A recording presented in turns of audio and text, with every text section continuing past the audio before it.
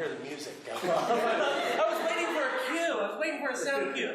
Welcome. My name is Kelsey Tyler. I'm the Education and Community Programs Director here at Portland Center Stage. And on behalf of Portland Center Stage and the Girding Theater and the Armory, we'd like to welcome you all and give a special thank you to Stumptown Speaker Series and for Michael Yaffe to reaching out to us.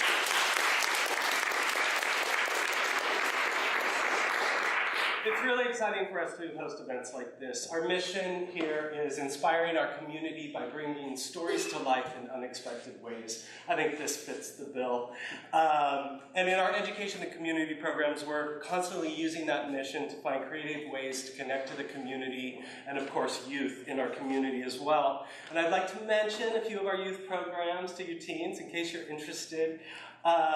We have summer teen intensives, so summer training in theater and acting and musical theater.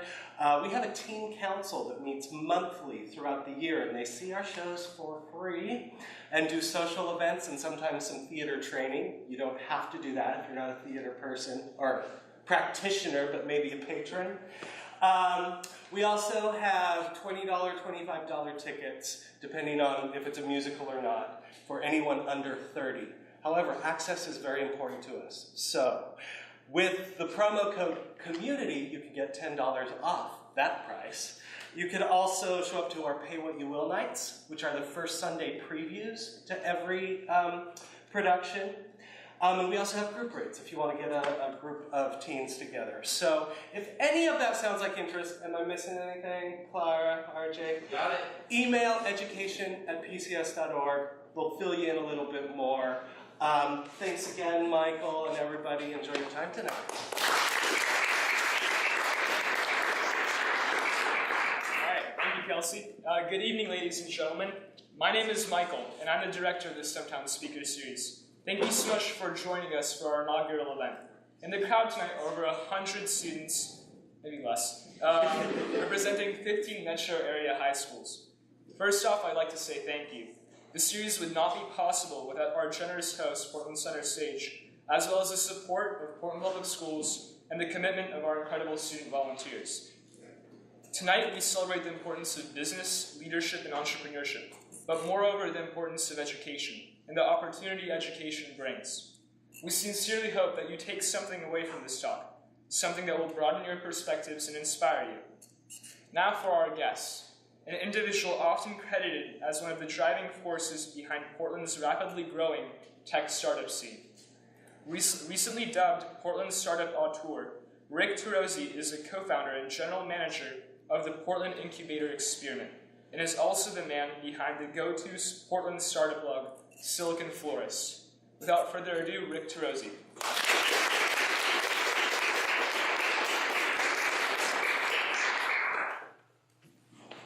Thank you. Thanks for having me. Can everybody hear okay? Yeah? Okay, cool. All right, so my voice may go midway through. So. Awesome. All right, so let's start off by defining some terms. Yeah. What exactly is a startup, and what exactly is a startup incubator? Sure.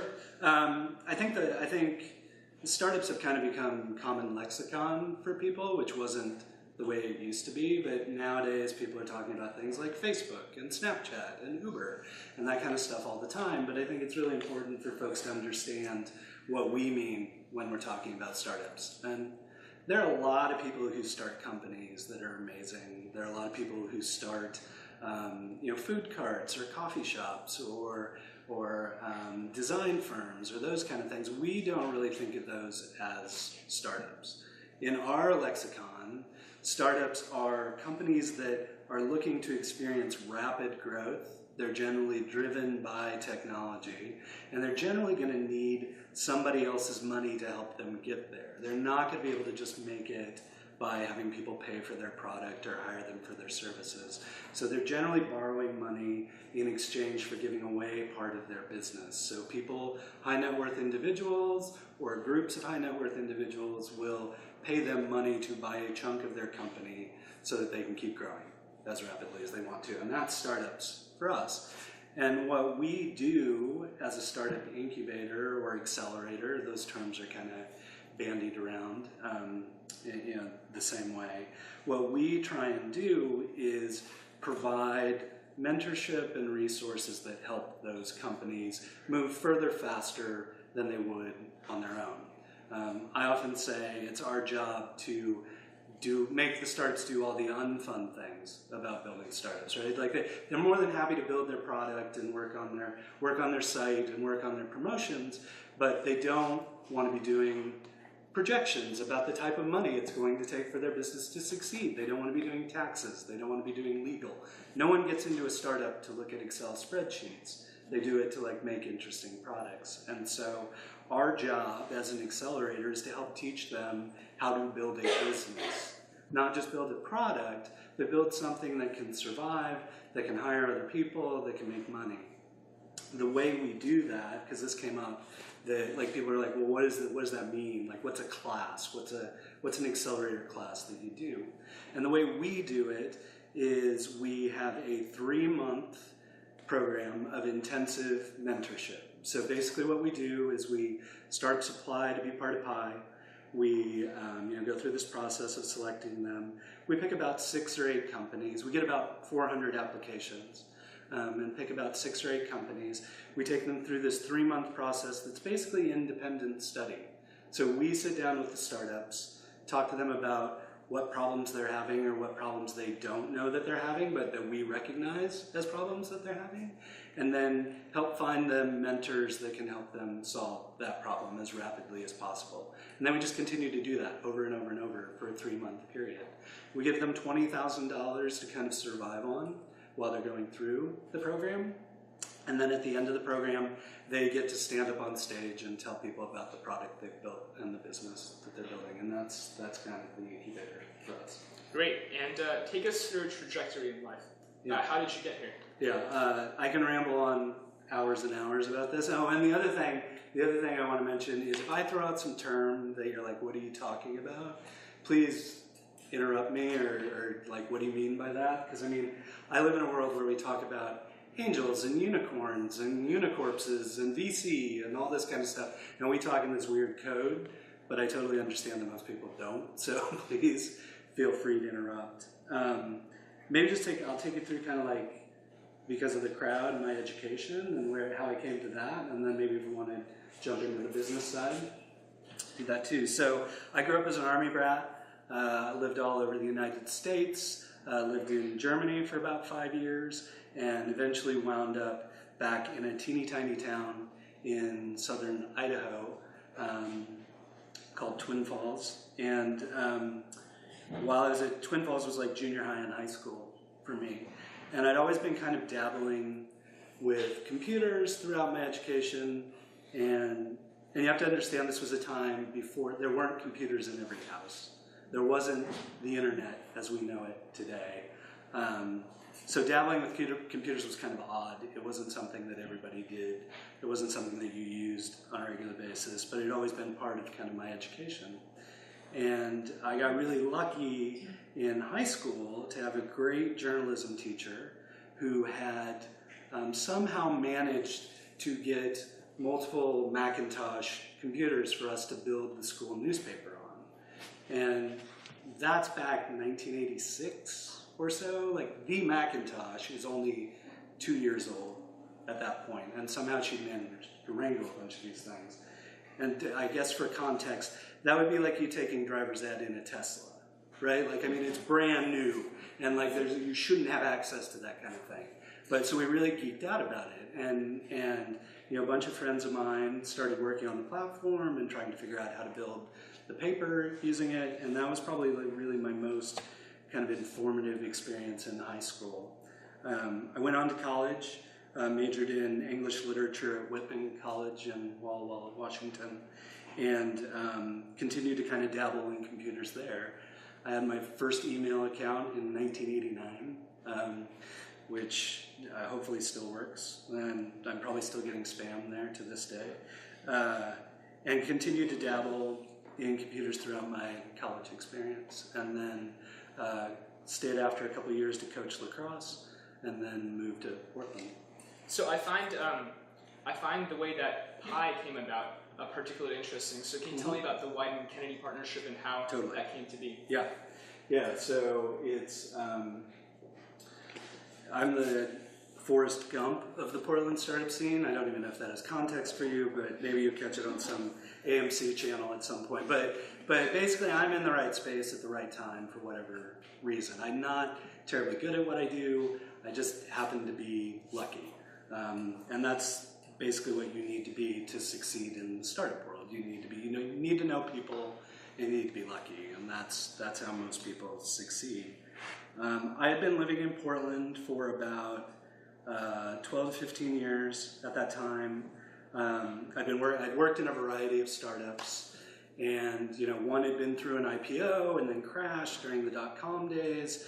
One was ramped up and then was acquired. Another one still exists today, Digimarc. I don't know if anybody knows that one. It's out in Beaverton, but it's still around. And had worked at a bunch of those startups, and around 8-9 years ago now, recognized that something was changing with technology and with the way people were using it. Like, the web was becoming a real thing. It wasn't .com anymore. It was lots of people using it, and everyday people using it. And social was starting to come online. So, not at that point, Facebook wasn't really there yet, but people were blogging, and they were using the internet in a way where individuals could do much more with the stuff with the computers that they had. And so I was like, this is going to change the way startups are working. And we're going to be able to do things much more cost effectively, much more rapidly than we'd ever been able to do before with companies. So rather than needing to raise $10 million to build something, people would be able to do that without raising any money, or would be able to do that with raising very little money. So I went out on my own and started working with those startups as a consultant. And what I found out was I thought I was in the startup scene, but there was actually this underground startup scene in town that nobody was talking about. It was super interesting, really smart people, really driven, super collegial and collaborative. They'd come out of the open source scene. And I was like, wow, this is super interesting. Why isn't anybody talking about this? And then there would be, I'd talk to 2 and 3 people who would be working on similar projects but didn't know one another existed in town. And I'd be like, wow, that's really frustrating. Why don't you people know that? And so to kind of combat that, I started blogging. I started Silicon Florist, and that was 8 years ago. And I just started writing about stuff I was seeing. And for some odd reason, people started reading that. And it must have just been one of those, right place at the right time. Other people were just as frustrated as me. So people started reading that, and they're like, you need to keep doing this. And I'm like, oh, every other blog I've done since the late 90s, no one's read. And now suddenly people are actually reading this, and I have to do something. And I have to use that journalism I learned way back when to continue to document this space. And so I did that. And after about 2 years of doing that, again, back to the Forrest Gump analogy, Wieden & Kennedy reaches out to me. And I don't know if you know who Wieden & Kennedy is, but they're a global creative firm. They are, you might not know them, but you know their work. So they're Just Do It by Nike. They're the Coca-Cola polar bears. They're imported from Detroit for Chrysler. They do these massive creative campaigns. And so they reach out to me, and they're like, hey, you seem to know what's going on in the startup scene, and we want to be more involved. We feel like the guy who reached out to me is a guy named Rennie Gleason. He's the global director of interactive strategy for Wieden & Kennedy across their 8 offices, and he's headquartered here in Portland. And he's like, I have a hypothesis that entrepreneurs, startups, technologists are just really a different type of creative. They're just a different flavor of what we do in the building already. They're using a different medium to express themselves, but they're the same kind of people. And if we want to remain the most creative agency in the world, we need to be in touch with those people and understanding how the world's working and how technology is changing. So we brainstormed a little bit, and we came up with this concept for PI, which is the Portland Incubator Experiment, and we take experiment very seriously. This is not something that we have some long-term plan for how it's going to work.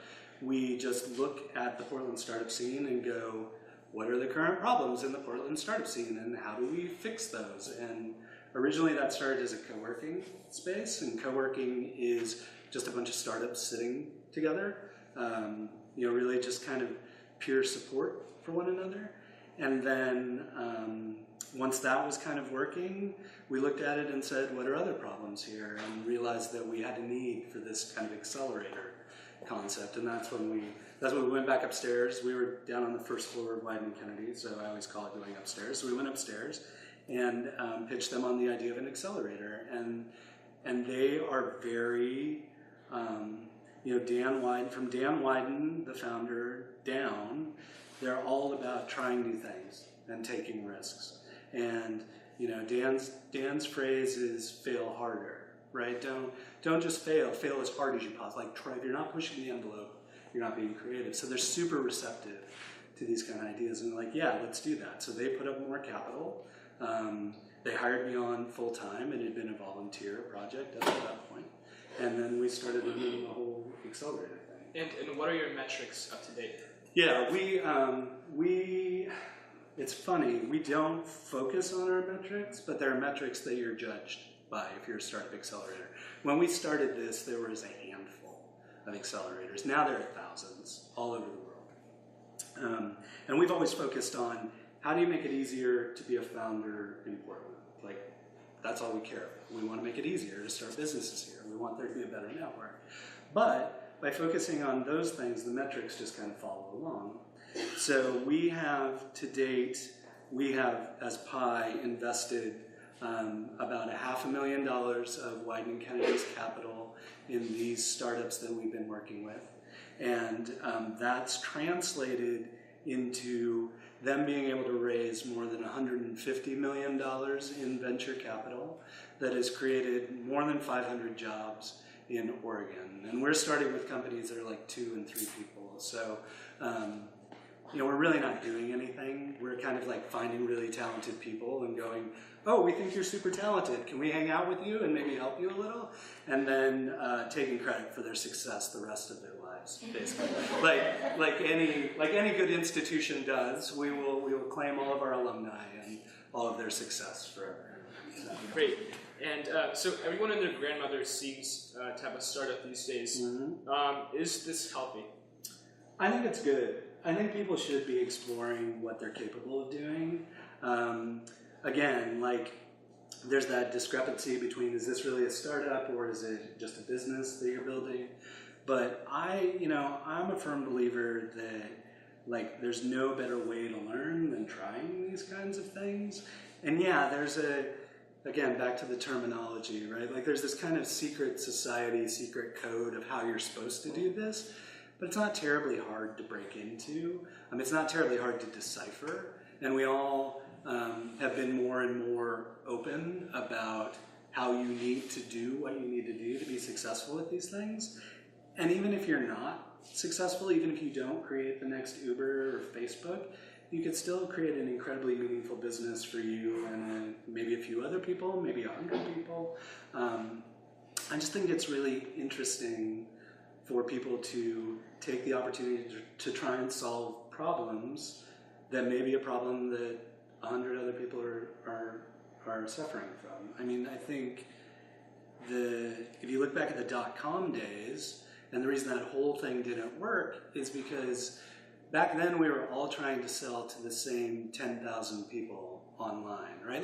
None of those ideas were bad ideas. It's just nobody had enough money. None of the 10,000 people online had enough money to support all of us. But you look at online now with millions of people, and even the most targeted kind of niche concept, if you have a problem and you're like, this seems really, really focused, I can guarantee there are, tens of thousands of people online who are experiencing exactly that same problem. So you should pursue it. You should try it. And maybe there's a ton of competition. Who cares? There are 10,000 people who haven't heard of your competition. Just try things. It's the time right now with access to technology and the number of people online, the ease of pursuing businesses, especially in the United States. We have it really easy in terms of starting businesses. We had a company come through from Berlin, Germany, relocated to Pi. and I got to learn about what it's like to start a business in Germany. And there, even to get your business, like to incorporate as a business and become an official business, you have to have $50,000 in the bank and guaranteed before they'll even give you your license. And like that's unheard of here. Like you kick $50 onto a website and apply for your business, and you're gone. You're good to go. And so we have it really good in the U.S. And I would like to see people using that platform as a way to solve problems here and outside. I mean, I think that's the real potential as a more global pursuit. Mm-hmm. So, taking it back to Portland, what's so exciting about Portland's startup scene right now? Any number of things. I'll try and be brief. For a long time in Portland, we were really, we kind of had a chip on our shoulder. We were really trying to defend this idea that you can actually build a business in Portland, a meaningful business.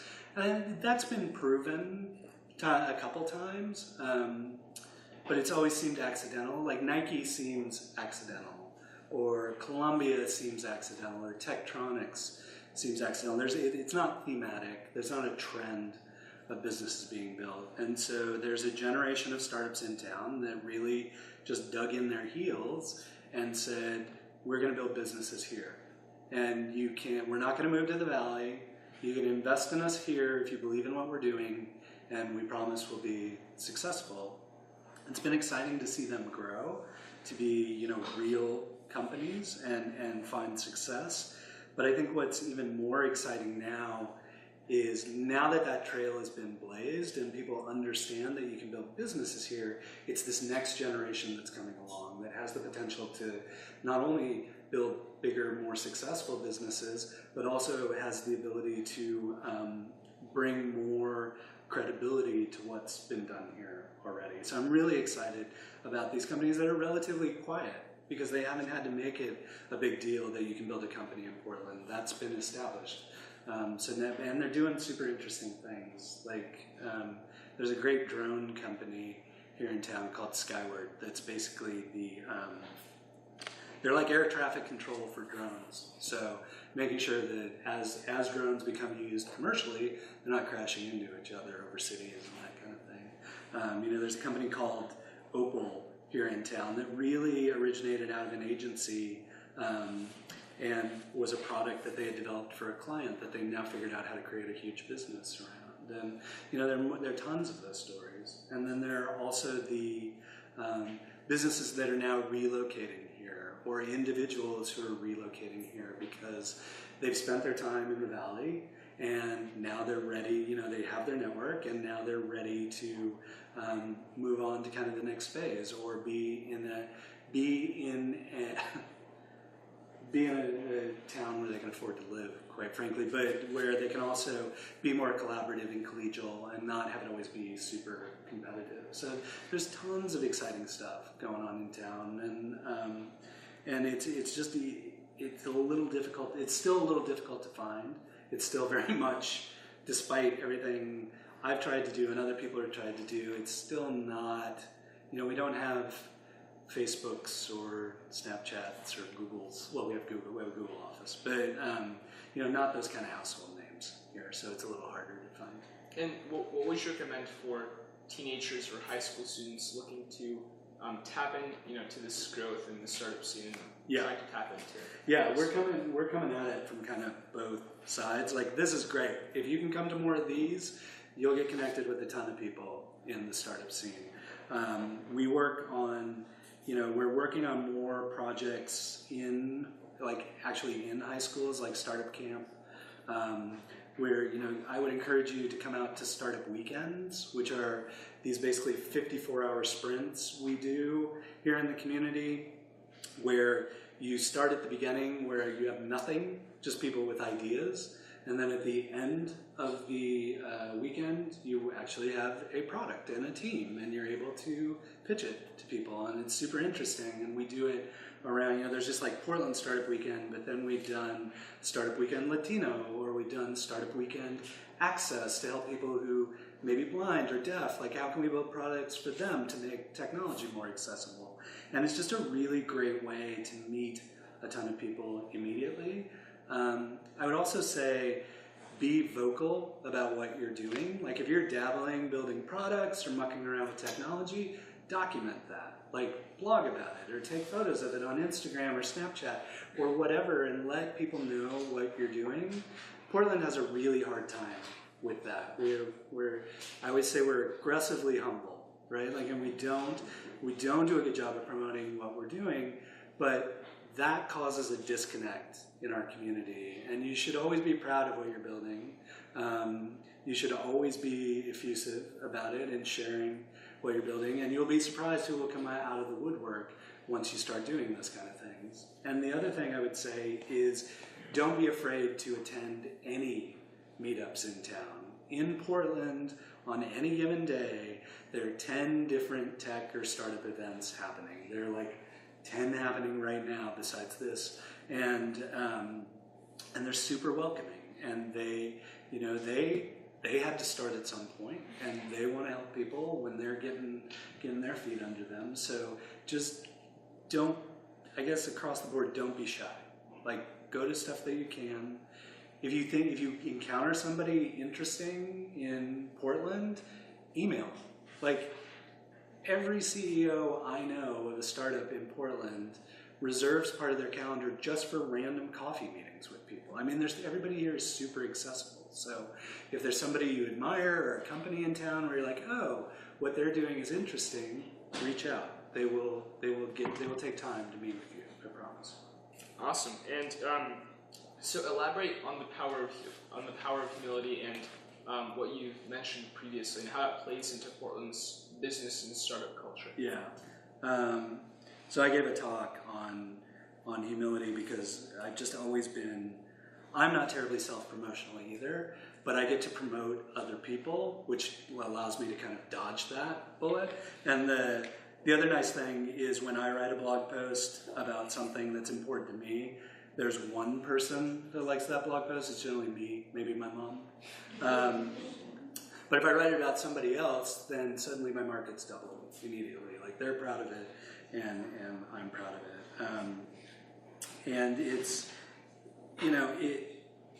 that's what enabled me, that kind of humble nature, that humility of Portland really enabled me to do what I do, but it's also what informs our businesses here. So you won't find a lot of kind of, as I mentioned, household names here in Portland. People are much better at kind of being behind the scenes, helping somebody else do what they want to do, be that build a platform that enables somebody else or build some technology that helps somebody else do something better. And that humility really informs everything going on here and creates a common thread throughout the town.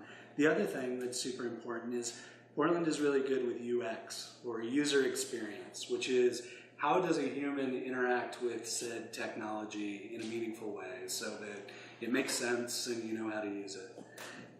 And it's really humility, and I think the counterpart of that humility is empathy that really informs that behavior in town. If you can put aside your ego and put yourself in somebody else's shoes, you're always going to be building a better product for those people, or you're always going to be building a better way for technology to be used. I think, and it's those most kind of like humble elements that are the most important to focus on, because I mean, when you really think about it, yes, there's all kinds of wonderful technology and like all that kind of thing, but like really what you're trying to do when you're building an application for a smartphone is get somebody to touch a piece of glass. That's all you're trying to do. Like it's going to be interesting, and like maybe they get something out of it, but you have a box with a piece of glass in your hand that they want you to touch. And when you focus on those kind of most humble elements, you can really uncover some opportunities for how to interact with people, or how those people interact with you and your product. Awesome. And with the rapid rate of change in the tech industry, how do you stay relevant? Yeah. I'm more than aware of my own approaching irrelevance. So it happens minute after minute after minute. So I encourage other people to do this. I mean, I know everybody's busy, but just read as much as you possibly can. Like, just consume whatever information is interesting to you. There is an information overload, like where everybody can create content. There's way too much content out there to consume. But I encourage people to take, professional writers or amateur writers or professional videographers or amateur, however you absorb it, like podcasts, it's great. But just take in as much as you possibly can, and then you have to become the curator for that information and distribute it back out to other people. That's because it helps you process it and it helps you contextualize that information. So read as much as you can, consume as much as you can, and then figure out ways to distribute that as effectively and efficiently as you can. And you'll be amazed at how that will kind of start to create the connections in your brain where you'll start to make these really interesting intuitive leaps that aren't obvious to other people.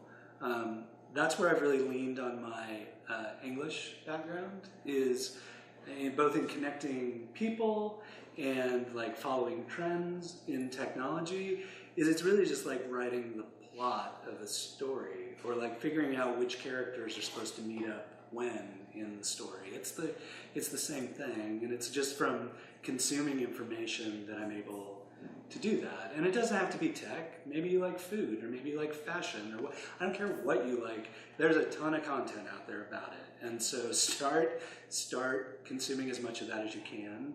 Find ways to make that consumption easier. Like, as I said, maybe you learn better from listening. So figure out all the podcasts you need to be listening to. Or maybe you express yourself better in writing. So stand up a blog or something and start exploring those ideas. It's just, the more you know. You have to like continue to stay on top of it and figure out ways to do that. Like, I have 5,000 Google alerts that are populating my inbox on any given day because I'm like, oh yeah, I should stay on top of that thing and search for that. And every startup in Portland, I need an alert for that. And that kind of, but it's just, you develop that muscle. At first, it's really hard to consume a lot of content, but then you get to a point where, and you get to this point where you're like, I'm not getting enough content. I've managed to consume all of this content that's coming my way, and then you level up, right? You add more complexity to it, or you add more difficulty to it, or you add a different medium, and just keep working your way up so that especially as you're moving into the to the workforce, you're an expert in that content that you're consuming, and you have a specialized way of explaining that and making those intuitive leaps, and that's what's going to really help you do the kind of work you want to do as you enter the workforce. Awesome. And earlier you mentioned fail harder. Mm-hmm. How have you faced rejection in the past? How have you failed in the past, and how did you deal with that? Yeah. I'm really bad with rejection. I'm horrible. I have very thin skin. But the way I've learned to deal with it is always, again, back to that empathy and humility. That rejection or commentary or criticism came from somewhere that has intrinsic value. No matter how rude or off-putting it may be, that rejection, or how heartbreaking it may be, the way I try and rationalize it is trying to figure out where it came from, or why it came from that direction, or why was that person not willing to take a risk on this thing. I think, we talked about it. I think you should always be gunning for people to love what you're doing or hate what you're doing. Those are both good. Like, if somebody hates what you're doing and they passionately hate it, you're doing something right. Keep doing it. it's those people that you get no reaction from what, whatever you're doing. Those are the problem areas. But you'll find that, the rejection or failure is really your most critical learning point. And again, we were chatting about this before. I think the challenge for you as students coming out of high school is you're coming out of a construct that is you're only rewarded for success, right? Like you have to get A's. You're not going to get into the college you want unless you're overachieving. And like everything's built on this kind of structure of success, success, success. And when you come out to the outside world, you often find that failure is your greatest advantage to learn because you know what doesn't work. Like in the real world, I can tell you exactly how I became what I'm like, talk you through exactly how I became a blogger or exactly how I became a general manager of this accelerator, and you can never recreate that. That was all luck, people who happened to be in the room, timing. But if I tell you about all my failed startups and all the things I did completely wrong, and all the things that were broken, or the things where we made assumptions that were incorrect, you can learn from that. And those are the things you really need to focus on and kind of figure out how to, you don't ever engage in things to fail, right? Like, and you don't, people talk about celebrating failure, and I think,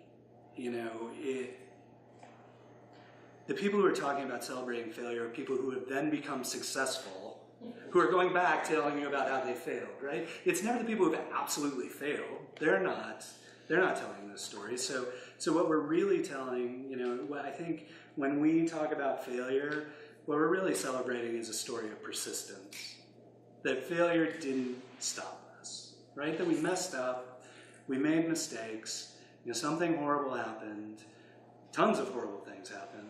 We all lost our jobs, we had to lay off a bunch of people, but we learned from that. And now we can look back and go, oh yeah, that was a complete failure, but now we're on to our next failure, but now we're on to something new. And I think that's what really makes startups work, is the ability to kind of embrace that uncertainty. Gotcha. And almost everything you've done seems to have started as a side project. Yeah. So what's the importance of a side project? I think side projects are, they get a lot of guff because people are like, oh, you need to be fully focused on what you're doing and all in, and you need to really, like, if you're not focused on it 110%, it's never gonna work. And I'm like, maybe it's liberal arts education, maybe it's ADD from having grown up with computers the whole time. I don't know what it is, but like I always find that trying side projects are really ways of testing the waters in kind of a safe way. You don't have to go all in and embrace the risk. And side projects are a much better indicator of what you're actually passionate about, right? Like if you say, I'm just going to quit my job and go do this thing full time, I think it'll work. You may think you're passionate about it, but you're not really sure. But a side project, it has gravity. Again, and it's gravity against another thing or another couple things. And when that side project starts pulling you away and starts taking all of your time, then you recognize that's the project you should be working on, and that's the time to do it. Silicon Florist is a great example. Silicon Florist is still a side project because there's no way to make money blogging. I will let you in on that little secret. So if you're thinking about becoming rich by starting a blog, forget it. Because the way you actually make money doing a blog is you run events, and I don't like running events. So, but it's like, I know it's doing what it needs to do, and that side project led to all the other interesting things that are actually jobs for me.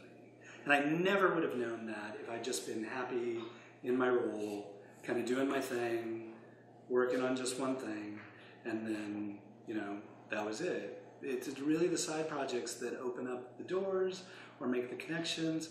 And I'll be perfectly honest with you, if you're gonna live in Portland, people expect you to have side projects. Like, no one expects you to be focused on something 24 hours a day. Like, every entrepreneur I know, like, brewing beer in their basement on the side, and they've got a band, and like, they sew quilts, and like, I mean, they've all got like these side, they ride 100 miles on their bike every week. Like, they all have these side pursuits. And it's what's so amazing about Portland is the concept of these kind of side project-y things. In the Bay Area, that is not the case.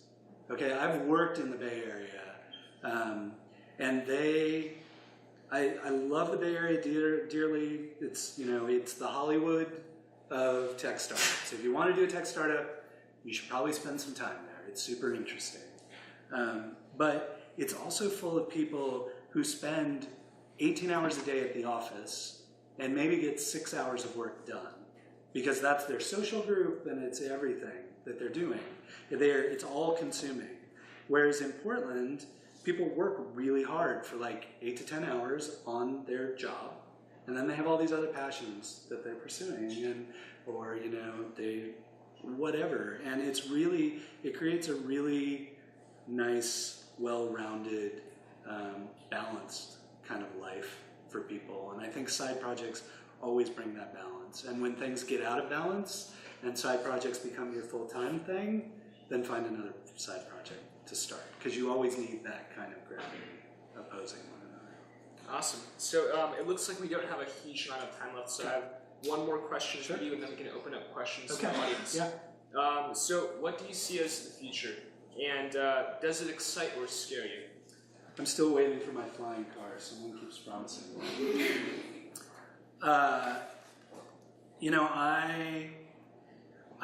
I think, because I don't really do anything, I just get to sit back and watch all this stuff happen. So I get to like pontificate about this quite a bit. Like, I think what's really most exciting to me is whatever that next phase of technology is. I don't know what it is right now. It may be drones. It may be wearables, it may be connected devices, it may be autonomous cars, I don't know. But what's really promising about the future is each time there's a huge change in technology, all the messy problems we've already solved for the previous generation are revealed again. And I've been through this 3 or 4 times so far. Like, technology takes a drastic change, and suddenly no two applications know how to talk to one another, or we don't know how to get data from one place to another, or we don't have the infrastructure in place for things to be built. And those are the times that are most exciting for me, and I feel like we're right on the precipice of another one of those starting to happen. And maybe it's virtual reality and augmented reality, I don't know, but like, we're close. And something really, like, something drastic like a computer or a mobile phone is going to happen in the not too distant future. And that's going to be amazing and messy and hard, but it's also going to create a lot of really new, interesting opportunities for folks. Awesome. All right. And now I want to open up questions for the audience. All right. So I'm intrigued to hear about maybe the CEO from an emerging, medium-sized, maybe a large-sized company that you find the most fascinating. From like a specific individual? Yeah, like, I don't know, is there a CEO, are there CEOs from maybe each of those size categories that you're intrigued in or maybe admire? Yeah, I mean, I admire all of them for even doing it, like taking the risk. But I think, one of the most, so there are 2 immediate examples who are really good. I think Sam Blackman has been super interesting. He started a company called Elemental Technologies that started in 2006 in town, and they were just acquired by Amazon for $500 million in cash. He did a really good job of like building that into a meaningful company. I really respect what he did there, and I'm convinced that guy's going to be mayor or governor or something someday. Like, he's Portland and Oregon kind of guy. I've really been impressed with Luke Knies, who's the CEO of Puppet Labs. And that's about the mid-stage right now. Luke is a Reedy. He was out of Portland for a while and then moved his company here to really build it. They're on the path to go public. They're used by crazy brands that you've heard of, and I really have been impressed with not only the company he's built, but the culture of his company. It's one of the most kind of like developer centric kind of company, and really understands the quirkiness of development and those kind of things. And then more from the earlier stage companies, somebody you'll get to meet if you continue to come to these is Matt Ellis, right? Isn't Matt doing one of these? And Matt is I love all the pie startups equally, but Matt is from a pie startup, and he runs a company called Cloudability, and he's one of those people who, the company is not huge, but it's got a lot of potential, and I've really been impressed with. He's one of the most coachable CEOs I think I've ever met, and that's something that most people don't realize, that you need to be coachable to be a good CEO. Like, I think a lot of people think of the Steve Jobs archetype, where you have to be stubborn and like make stuff happen and not listen to anybody and do your own thing. The best CEOs are coachable, and Matt is one of those people who is truly like gifted at processing information from disparate sources and going, okay, this is the path for my company, and I think they're going to be really successful, and will be well worth your time to come hear from him as well. He has a British accent, so he's a little funny to understand, but beyond that, he's good. Awesome. All right, any more questions? Go ahead, Drew. Yeah, you said that if the feedback you're getting on your product is it's terrible and it sucks, this is actually means you're doing something right. What do you mean by that? So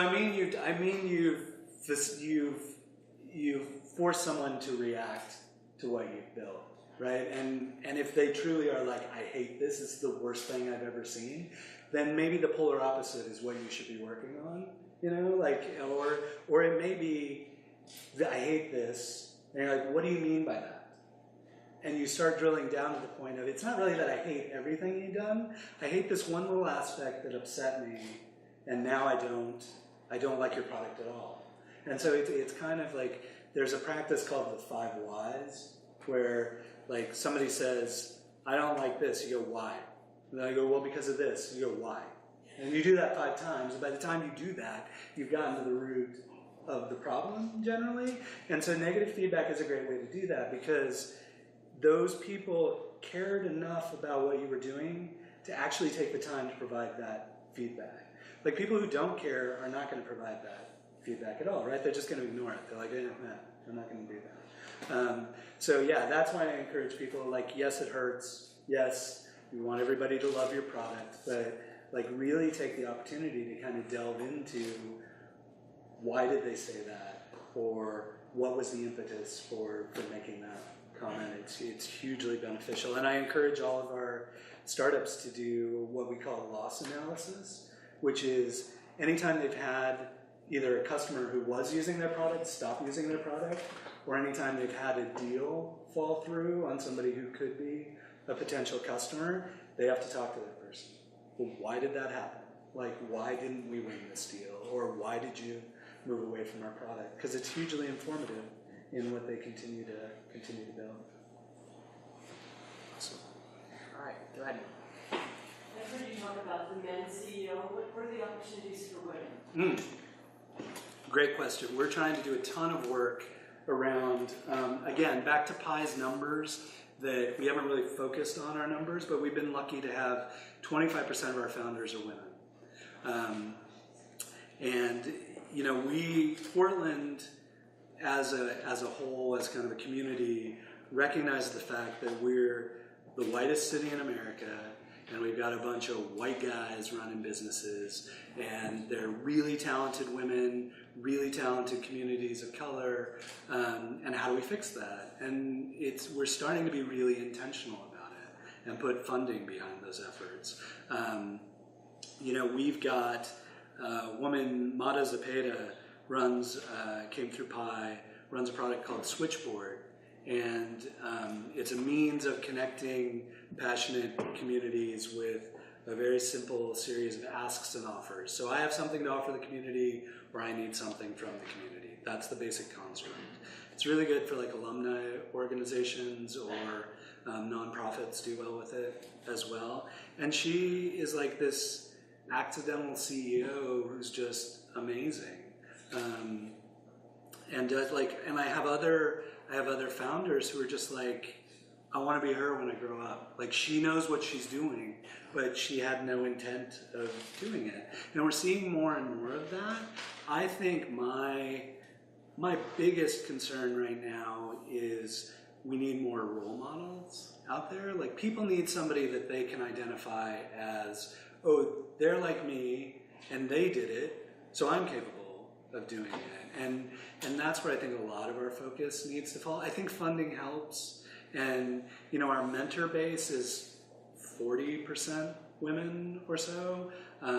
I've always worked in marketing. I've always worked for women as executives and have really cherished that. And I think it's just a matter of figuring out how we change the conversation in the right way, and how we highlight what is actually happening. Portland hasn't gotten there yet, so the people I recognize are white guys because we haven't started solving that problem effectively yet. But I hope I can come back 2-3 years from now and go boom, boom, boom, woman, black entrepreneur, Latino entrepreneur, or whatever, and be like, this is the city we built. This is our new problem, right? Quit being so white. And quit being so male, and make something meaningful happen, because Portland is large enough to be statistically relevant, but not so large that you can't steer the ship in a different direction. And I think that's really our opportunity right now. And that starts from the earliest we can get kids learning and identifying entrepreneurship as not an accident, but an actual career path, to having those role models on the other side that people can go, yeah, okay, I get it. I can do that. And it's a hard problem to fix, but I think we're starting to take the steps in the right direction. And it's going to be a long process, but I'm confident Portland can make it happen. So you talked about taking in as much information as you can, absorbing as much as you can, and then distributing it out. What do you mean by distributing it? How do you be a curator of information? There are any number of ways. It could be as simple as it can be very one-to-one, right? It could be like, oh, I know this person is interested in this topic that I just happened to read about, so I'm just going to email them, or send them a chat message or whatever. Or it could be more scalable. You could get super interested. Like, there's a guy in town who does, it's called the Voices of VR, virtual reality. He's the preeminent podcaster on virtual reality. He's right here in Portland. He just really liked VR, and so he started talking to people about it, and that became a really popular podcast. So I think it's create content in a way that makes you most comfortable, first off, and then B, don't feel obligated to be anywhere and everywhere. Like, don't spread yourself too thin. Like, if your way of communicating is firing off emails, that's great.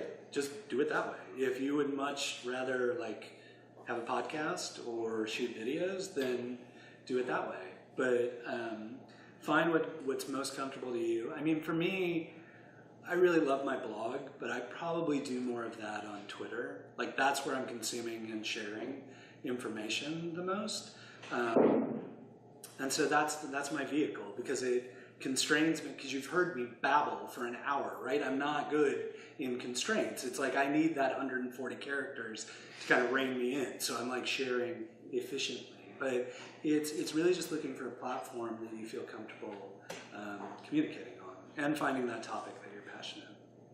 Last question.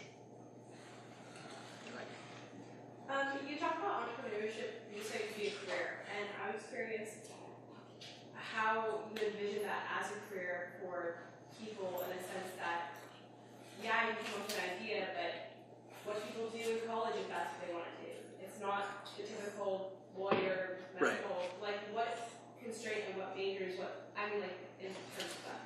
You know, I think that's a great question. I think any major is applicable, quite frankly. Like, I will tell you, and it hasn't proven out enough for me to understand if it's just thematic to this particular generation of startups or not, but liberal arts schools turn out really good early stage entrepreneurs.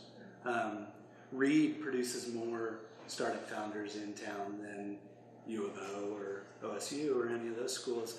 I think my assumption is, because having gone through a liberal arts college, my assumption is you're taught to juggle a lot of different things simultaneously, and you're very thin.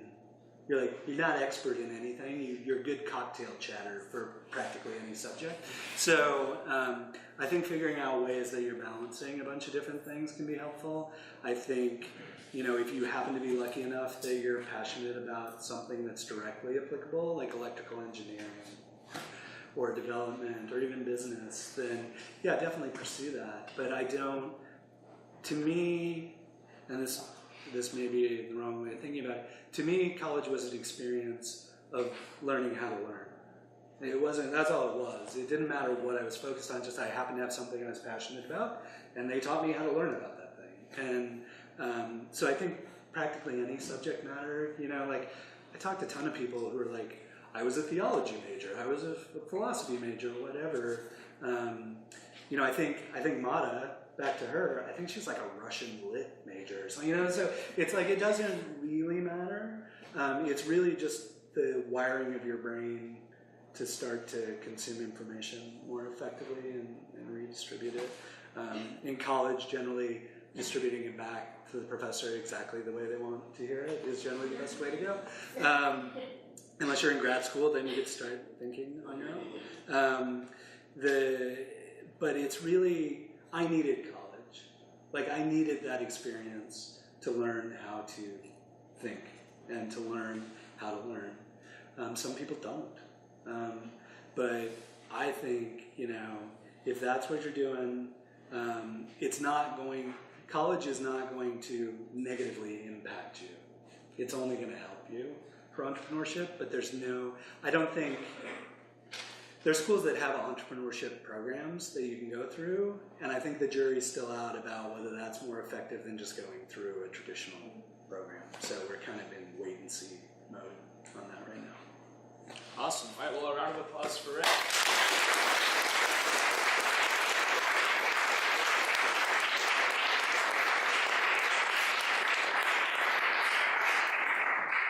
And now we have 8 more wonderful speakers ahead of us, and we invite all of you to join us again at the Ellen By Studio Theater for local healthcare pioneer and CEO of Zoom Plus, David Sanders. Registration, as always, is free and can be found online at StumptownTalks.com. Thank you for coming, and good night.